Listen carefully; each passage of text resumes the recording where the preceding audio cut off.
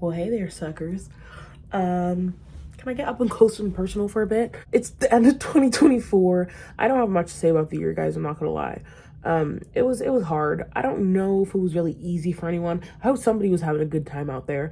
I, for my end, have good memories, and I'm working on positivity as one of my things that, we need positivity in life, okay? And I want to be a little bit of a source of that, not just for myself, but maybe for other people. I wanted to read 40 books this year. I didn't read 40 books this year. I read 29 books this year.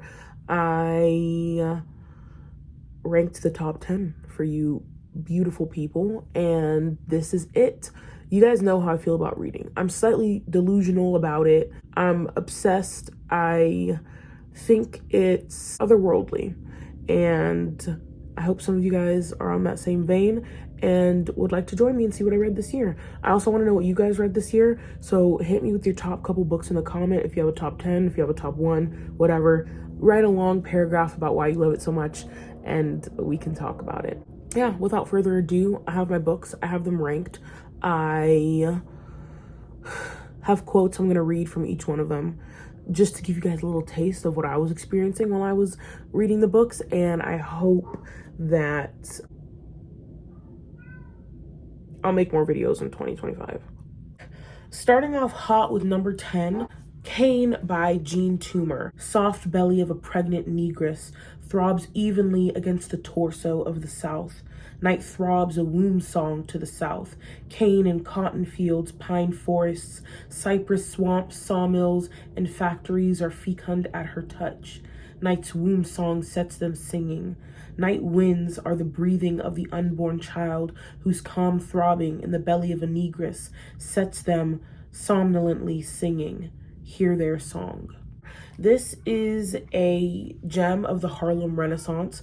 At least once for the past couple years, I'll get in one Harlem Renaissance piece of literature, which I'm happy I did get to do that this year. This is a compilation of work. It includes poems, it includes short stories, it also includes like a 40-page play at the end, all of it exploring the lives of Black people in the South. What made this make my list this year was that Jean Toomer's writing feels really special to me. He's super lush, which is the word that I find the most representative of the feeling I get while I'm reading his work.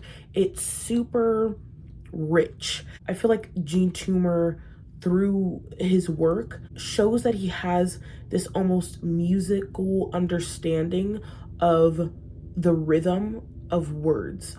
I feel like words have a rhythm. They have like a beat, and a certain sentence can like ride a musical wave. I feel like Jean has that down, and he has this kind of musical understanding of words. I don't know if this is making any sense, but it was just so good. While this work obviously is evocative of, the Negro experience, it's by default. I think Jean specifically is a writer because he's an artist. It was amazing. All right, guys, coming in hot at number 9, I have for y'all The Chrysalids by John Wyndham. Duration is nothing. Perhaps it was only for an instant we were together again. The importance of a point is in its existence. It has no dimensions. I love my good dystopian post-apocalyptic, speculative fiction reads, and this was no different. This is a dystopian future where nuclear war has wreaked havoc on humanity in many ways. And one of those is physically. There's a whole bunch of mutations that humans have succumbed to because of nuclear waste, and this leads to naturally the rise of a whole bunch of religious cults and genetic fundamentalists who are hell-bent on exterminating anything that is deemed outside of the walls of normality. We have this main character who has an abnormality that cannot be easily or can't be identified through just looking at him, and he grows up fitting in with this world that is, the foundations of it are laid with such suspicion and frailty and this distrust of neighbor. My two favorite characters in this book were not main characters. They were actually the two uncles of the main protagonist in this. Both of them were kind of on different sides of the conflict. One of them is normal and kind of fits in with society, though he, under his breath speaks against it. And then another one is living on the fringes as an outcast, and they call him Spider-Man because his limbs are like abnormally long. Just the thought of him really kind of freaked me out a little bit. What I liked about this book is that it asks like those very simple questions that I like pondering when I'm reading a book that are about humanity. It makes you examine your morals in certain ways and ask questions like, what is it that qualifies a man as a man? What makes a person a person? And then where does the line begin and where does it stop? And when do we as a society get to decide when someone is no longer worthy of being put in that category? Should we be able to decide at all? I feel like it could have been better in some aspects, but I really enjoyed it, and I love this copy. Isn't it beautiful? So beautiful. Might be one of the most beautiful books on my shelf right now. Coming in hot at number 8, I have The Invention of Marcel by Adolfo Bioy Casares. I originally picked this up because it says the prologue is by Jorge Luis Borges, who is the certified lover boy of my life. This book is a little weird. I actually didn't even rate it that high when I first finished it. I think I gave it 3 stars. For me, 3 stars means it was worth reading. This one kind of laid there, and then as I thought about it, it just had more meaning to me. It's kind of a bizarre love story at its core. He exists on this lonely island, and from afar he falls in love with a woman who, without saying too much, doesn't really end up existing. In the way in which she doesn't exist, you have to read to find out, but it was so kind of filled with this solitude, and the whole novel, I really felt like I was just sitting in the skull of this character and seeing the world through his eyes, and his desires became my desires. The ending of this book was so haunting, I think is the word that I'm looking for, and the last couple sentences sent chills over my body. And a couple times I've gone back to this book to reread it or reread the last couple pages, and every time I get physical chills when I get to the last couple lines. I don't know what that is.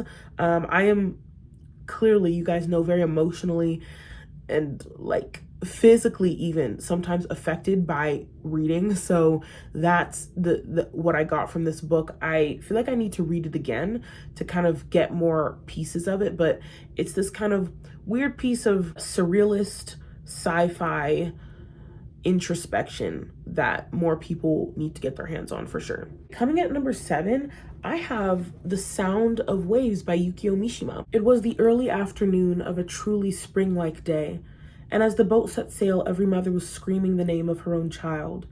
The boys, with the straps of their student caps fixed under their chins, waited until they were sure their faces could no longer be distinguished from the shore. This is actually my first Yukio Mishima novel. It is my understanding that this is the most light thematically of all of his works, and that's what I liked about it. It has this quality of salt of the earth simplicity. It's just a young love story that takes place in a Japanese fishing village. The story is very straightforward, it's linear, and it was just a beautifully crafted story. It had a happy ending. The woman the girl really is won over finally through an act of valor. It was just, I don't know, I just enjoyed it, and I feel like this is a good sign for me to kind of, I don't know, venture more into literature that is not as tumultuous, that's simpler but not less poignant, and simpler but not less genius, and simpler but not less affecting. But it was really, really beautiful, and I really love this copy. And I will definitely be reading more Mishima in 2025, even though I know it's not going to be exactly like this. Next, I have Ender's Game by Orson Scott Card. And it came down to this. In the moment when I truly understand my enemy, understand him well enough to defeat him, then in that very moment, I also love him. Oh my God. Guys, I'm a self-proclaimed sci-fi fan. I am. I have never read this book until this year. Blasphemous, I know. This book was amazing. It is about a whole bunch of child geniuses who are at the forefront of an alien war. They are the first line of defense in many ways. It is a YA book. I think that's one of the reasons why I shied away from it, is because it's marketed as YA. It is YA, I think. I meant, the most YA thing about this is that the characters are young, but this is written in the 70s, and I think Orson Scott Card, even if he was writing this with a younger audience in mind, has a higher respect for them than the more modern world of YA, and that's just my opinion. There were so many good conversations going on in this book. There were so many points where I had to stop and think. There were so many characters that were completely different and in a world of their own, that had so many sides to them, that I was blown away by the whole crafting that went into this book. Orson Scott Card, obviously this is a series, has kind of like two directions that you can go on to continue the series. One is like staying on Earth, and one is venturing outside of Earth. So I have the first or the second book in each of those directions. I'm not 100% sure which one I want to read next. I think I'm going to go for Speaker of the Dead, or Speaker for the Dead. I just have such a high level of respect for this book. I read this for a book club. The conversations that I had about this book were so good. Everybody legitimately had a different opinion. It's one of those books that really makes you question like who was in the right and who was in the wrong. I love books like that because it makes you examine your own morality. It makes you think deeper. The complexity was so good that it legitimately evoked a different response from everybody in the club. So it was just, is that not a testament to a good novel, to somebody? I feel like Orson Scott Card really actually had something to say, and he said it so well. And just, I'm so mad that I prejudged this kind of in my head and have not given it a chance until this year. But I'm so glad I finally did, and I will be continuing the series in 2025. Chef's kiss, I loved it. All right, guys, we are now into the top 5. So number 5 is going to technically a reread, which is The Leaves of Grass by Walt Whitman. Passing stranger, you do not know how longingly I look upon you. You must be he I was seeking, or she I was seeking. It comes to me as of a dream. I have somewhere surely lived a life of joy with you. All is recalled as we flit by each other. Fluid, affectionate, chaste, matured. You grew up with me. You were a boy or a girl with me. I ate with you and slept with you. Your body has become not yours only, nor left my body only mine. You give me the pleasure of your eyes, face, flesh as we pass. You take of my beard, breast, hands in return. I am not to speak to you. I am to think of you when I sit alone or wake at night alone. I am to wait. I do not doubt I am to meet you again. I am to see to it that I do not lose you. Marry me. Walt Whitman is very, very close to my heart. He is an author that I have a hard time even explaining like what he means to me. This collection of poetry is just a masterpiece. I don't know what else to say. I fell asleep to this book many a times this year. I cried in public to this book multiple times. I went to go read at Barnes and Noble, just to get out of the house one evening, and I finished while I was there. Is it Song of Myself? When I got to the end of it, I couldn't help but the tears just poured down my face. This is also the first time that I am reading this book after my mom died. And this was actually her copy of the book. She has her name written in the front in her beautiful handwriting. She also has underlined a couple of things. She even has like some notes in it.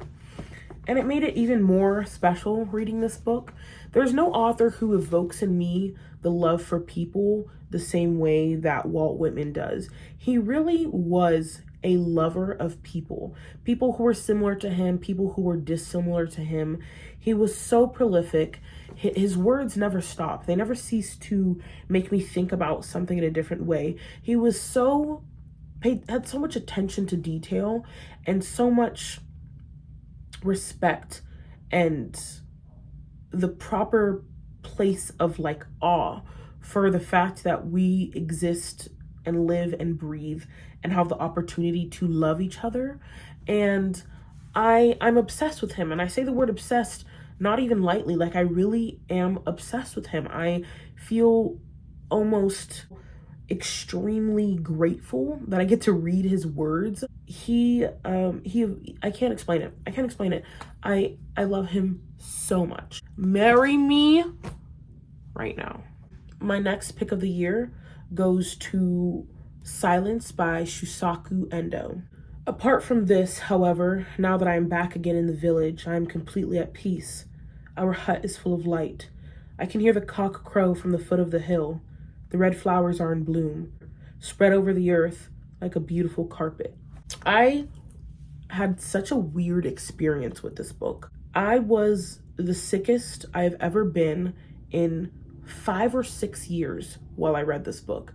My body was completely out of commission.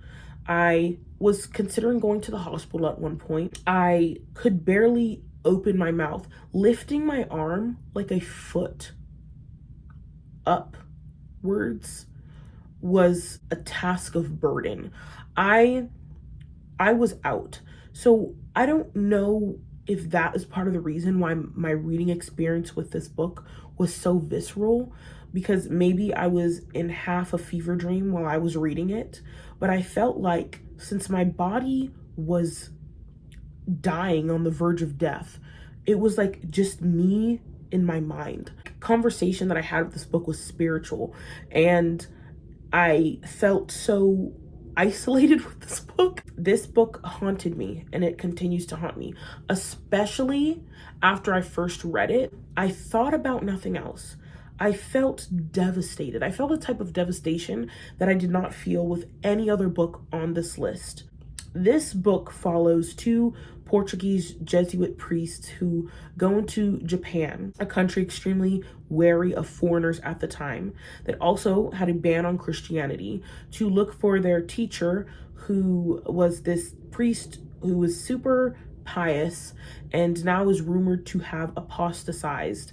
And they go into this country that they should not be in to look for him and find out what happened to him and what's going on. And it was brutal. It was brutal. There's a lot of questions that are asked in this book. It's a very religious book at its core, but I think the thing about it that haunted me the most, I am very religious too. I think a lot of the questions that the author was exploring in this book, any person who is serious about their spirituality has also asked themselves. And I wasn't reading this book for spiritual revelation. I'm already satisfied like with my spiritual understanding and my like religious affiliation. I'm a Jehovah's Witness. This book, the thing that I think haunted me about it was the stark contrast and kind of the juxtaposition of the setting and the subject matter. This is set so beautifully on the Japanese seaside. And Endo is such a talented nature writer. The images that he like gives to the reader through his words were so clear and so beautiful. And then having that be the setting at which this very brutal story of humanity takes place in and plays out over. Once again, I don't know if it was the sickness, but really shook me. I don't know. It was so weird. It was a weird experience. I loved this book. I loved it. I don't know if I want to read it again anytime soon, but it evoked in me a feeling that I could not ignore, and for that reason it is on this list. I highly recommend. Next year I'm planning, it's going to be done, to read Shogun. I talked to a girl who compared this to Shogun. Not exactly like they're the same book, but like this like foreigner in Japan type of novel, and so I'm like super excited to read Shogun. I have a killer here. Perdido Street Station by China Miéville. He sees another broken down half thing, another exhausted relic that he might convert to fight his unthinkable fight, another for whom existence in any world is impossible, a paradox, a bird that cannot fly, and he offers me a way out, into his uncommunity, his margin, his mongrel city, the violent and honorable place from where he rages. He is generous, but I decline. I love this book. I love this book to shreds. You can see I taped it over with some iridescent duct tape because I was reading it to shreds. But this was such a distinct part of my 2024. I knew this was going to be good when in the acknowledgements, China Miéville shouts out Mervyn Peake and says that he couldn't have wrote this book without him. I knew from that second forward I was going to be in for an amazing literary experience, and he did not disappoint. This book starts off with a Garuda, a half man, half bird, who seeks out the aid of a, how would I describe him, a somewhat renowned mad scientist type of character, and essentially begs him to give him flight again because his wings have been sawed off as a punishment. Wow. It's just a very weird start to a very weird book that just continues to get weirder and weirder as it goes on. This is a labyrinth of a city.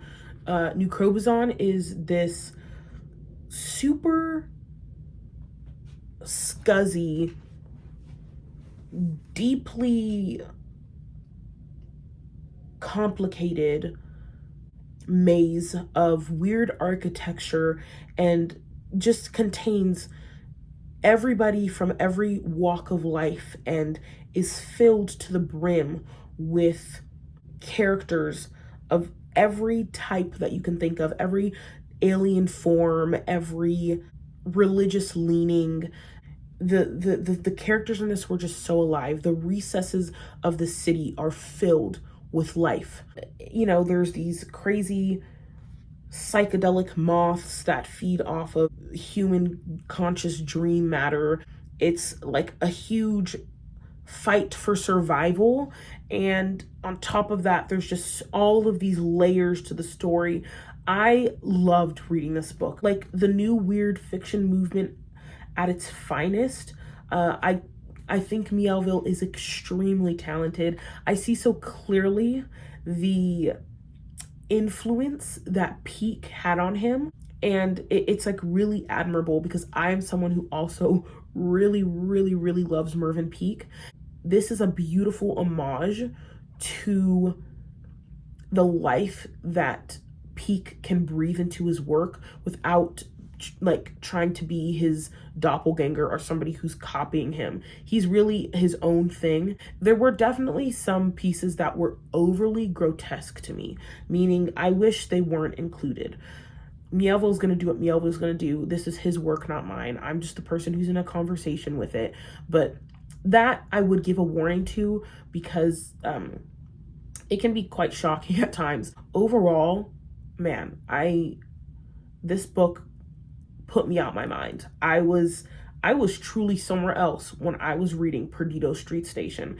And this is there's not a continuation of the story, but it's like set in the same universe as a couple of his other books, which I will eventually in some time get to. And I am super excited. I just have such high hopes for what this guy does. All right, we're getting down to the top 2. All right, guys, number 2, let's just get straight into it.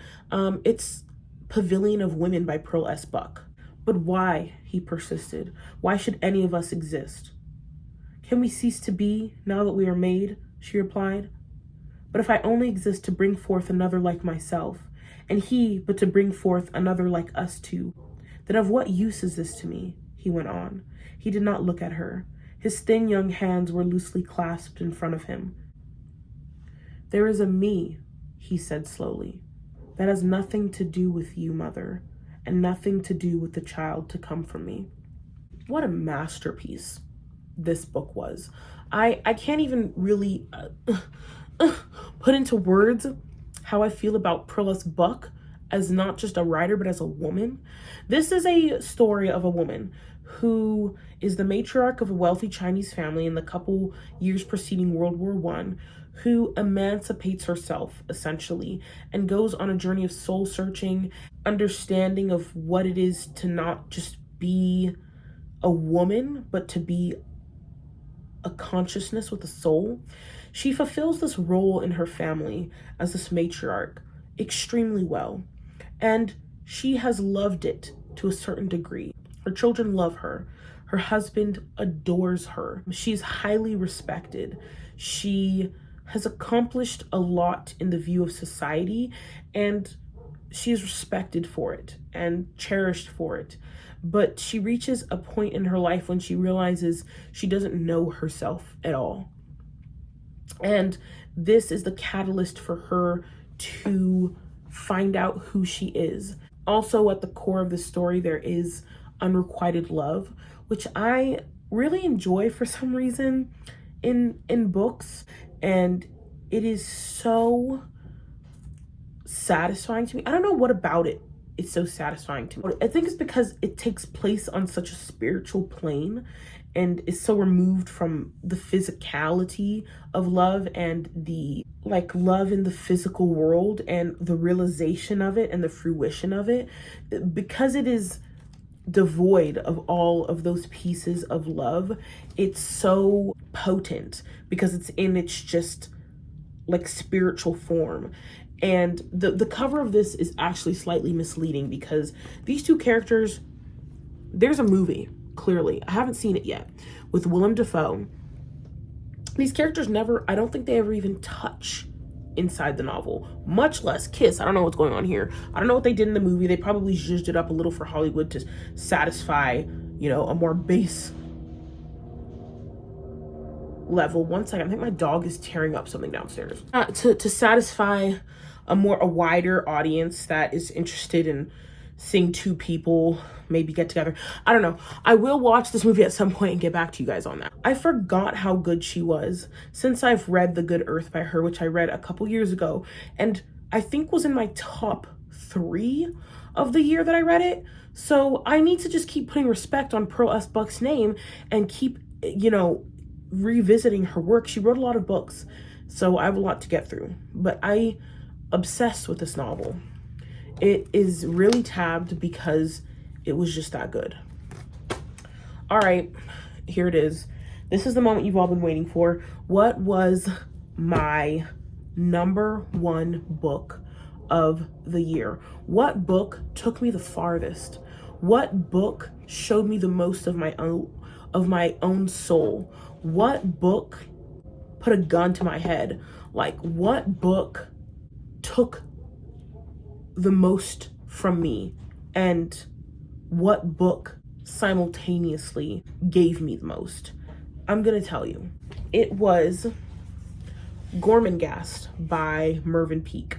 And the days move on, and the names of the months change, and the four seasons bury one another, and it is spring again, and yet again, and the small streams that run over the rough sides of Gorman Gast Mountain are big with rain, while the days lengthen, and summer sprawls across the countryside, sprawls in all the swaths of its green, with its gold and sticky head, with its slumber, and the drone of doves, with its butterflies, and its lizards, and its sunflowers, over and over again, its doves, its butterflies, its lizards, its sunflowers, each one an echo child, while the fruit ripens, and the grotesque boles of the ancient apple trees are dappled in the low rays of the sun, and the air smells of such rotten sweetness as it brings a hunger to the breast, and makes of the heart a seabed and a tear. The fruit of salt and water ripens, fed by a summer sorrow, ripens and falls gradually along the cheekbones, wanders through the wastelands listlessly, the loveliest emblem of the heart's condition. I finally finished the whole trilogy. So this year I read the second book, Gorman Gast, and the last book, Titus Alone. I also purchased the fourth novel, Titus Awakes, that was mostly written by Mervyn Peake's late wife, based on a very small portion of writing that was left behind to continue the series by Mervyn Peake himself, before he succumbed to, was it Alzheimer's or dementia, something really sad. But the book that I want to give my number one spot to is the second book, which is the title name of the series, Gorman Gast. I don't know what to say. I'm in shock. I'm in shock as I speak to you. No one has ever, and no one ever will, write like Mervyn Peake ever again. Titus Grown, I think, is one of my favorite characters to ever grace the land of fiction. He is so complex, as is every single character in these novels. Oh my God, what if you don't know anything about Gorman Gast, it's a very, very simple premise. There is a castle. The castle is called Gorman Gast. And in this castle, there lives an earl and his family and their servants. It is an ecosystem of human life in the likes that you have never seen. The writing in this book is so... I literally legitimately mean this with like little to no sarcasm, have a certain anger towards Mervyn Peake, because I will never write like this. I will never reach the level that he reached when it comes to crafting the written word. Through this novel, you can tell just how obsessed Mervyn Peake is with the art of writing. You have to read it to get it. I genuinely mean that. And I kind of get, you had to be there. You had to be there when I was finishing this book at like 7 a.m. on the couch in my living room, and I got to the end of the second book, and the tears that fell from my face. The characters are so unique. The story is so bizarre that it can't help but teach you about yourself. I will never be the same. I love this book. This is one of my favorite books of all time. Discovered this book basically by accident. I feel like it is definitely respected in its own right, but it's not super popular. Mervyn Peake unfortunately succumbed to a horrible disease. There's an author's note at the beginning of the third book, Titus Alone, because it wasn't completely finished. It was heavily worked on, but not completely edited and done by the time that Mervyn Peake died. They kind of just say that they did the best to put it together. And even that book blew me away. Even though Titus Alone was not fully fleshed out, it's still, Mervyn Peake couldn't hide his genius if he tried. So it's just such a beautiful, wonderful piece of fiction that has touched my soul so deeply on so many levels that it is hard for me to express. I don't know. I don't think I'm ever gonna read anything like this again. It really tickled my fancy. It really did it for me. Those were my top 10 books of 2024. I hope you guys have a beautiful, wonderful, amazing 2025. And I hope to see you guys soon. I'll see you guys around the block. I'll see you guys on the channel. I hope you guys share what you guys have been reading this year down in the comments below. Guys, I'm like currently 10 subscribers away from 1,000, which is when I said I'll do my favorites of all time video. Here's to the joy of reading and to the magic that a good string of sentences can have upon you. As always, happy reading, losers.